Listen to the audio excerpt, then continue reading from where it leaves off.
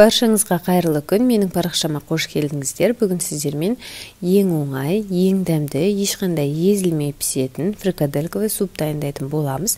Міндетті түрде дәл осы рецептімен жасап көріңіз, өте керемет болып шығады. Ең алдымен кастрюльге суды құйып, қалауымызша сүйек немесе етті салып қайнатамыз. Қайнағаннан соң бетіндегі көбікшелерін алып тастап, бір пияз және де тұзын салып, баяу отта толығымен піскенше пісіріп аламыз. Ол уақытта біз фаршты дайындаймыз. Бізге қажетті заттар сарымсақ, пияз және де ет. Барлығын ет тартқыштың көмегімен бір қалыпқа енгенше осылай өткізіп аламыз. Дайын болғаннан соң үстінен жұмыртқаны, тұз, қара бұрыш және де қалауымызша дәмдеуішті қосамыз.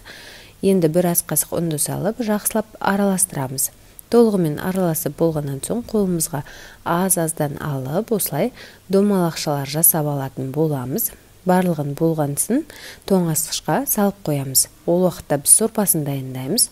Ол үшін қазанға ет пісіп шыққан сорпаны ситадан өткізіп құямыз. Үстінен картоп және де сәбізді саламыз. Қаласаңыз, болгар бұрышын қоссаңыз да болады.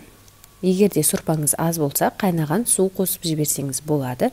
Бетін жауып қайнатамыз. Қайнағаннан соң толығымен піскенше қойып қоямыз. Енді картопымыз пісіп шыққаннан соң үстінен фарштарымызды саламыз.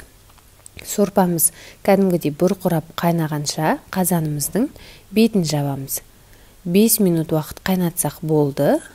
Біздің фаршымыз тез піседі. Енді тұзын дәмдеуішін салып, жақсылап араластырып, асқа бере берсек болады. Міндетті түрде жасап көріңіз, өте дәмді болып шығады.